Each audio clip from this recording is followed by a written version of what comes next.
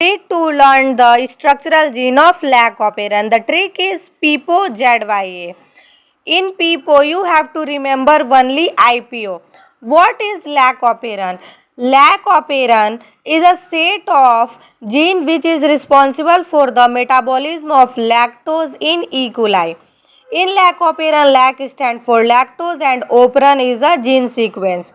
Here you have to learn about the sequence of the structural gene of the lac operon. Now, IPO are the 3 control gene and ZYA are the 3 structural gene.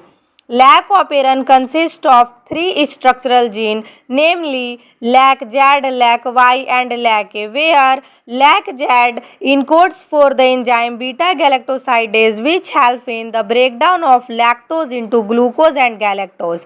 LAC-Y encode for enzyme permease that allow the lactose to enter into the cell membrane, and LAC-ZAD encodes for the enzyme transacetylase, which helps to activate beta-galactosidase. Now, what is the role of beta-galactosidase? So, lactose convert होता है एलोलैक्टोज में with the help of an enzyme beta-galactosidase.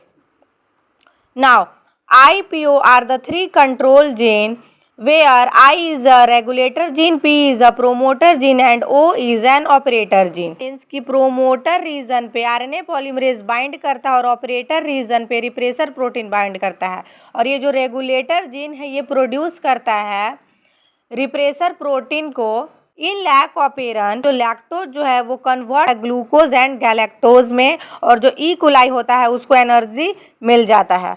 Lack operon it is an inducible operon where lactose act as an inducer. यहाँ पे हम lac operon को inducible operon इसलिए बोल रहे हैं क्योंकि जब लैक्टोज प्रेजेंट होता है तो जो ऑपरन है, जो जीन सीक्वेंस है, goes to the switch on mode, मतलब ये ऑपरन जो है वो ऑन हो जाता है। उसके बाद जो आरएनए पॉलीमरेज है वो प्रोमोटर साइट पे बाइंड करेगा, और ये जो रेगुलेटर जीन है ये प्रोड्यूस करता है रिप्रेसर प्रोटीन को। रिप्रेसर प्रोटीन से एलोलैक्टोज बाइंड कर जाता है, और एलोलैक्टोज प्रोटीन के साथ बाइंड करने के कारण जो रिप्रेसर प्रोटीन है वो ऑपरेटर रीजन के साथ नहीं बाइंड करेगा, जिसके वजह से जो आरएनए पॉलीमरेज है वो फर्दर मूव करेगा और वो स्ट्रक्चरल जीन की तरफ जाएगा, और जो जीन जो है वो एक्सप्रेस्ड हो जाएगा, और एक्सप्रेस होने के बाद after transcription and translation 3 enzyme form होगा, और वो 3 एंजाइम जो हैं वो हेल्प करेंगे लैक्टोज को ग्लूकोज एंड गैलेक्टोज में कन्वर्ट होने में।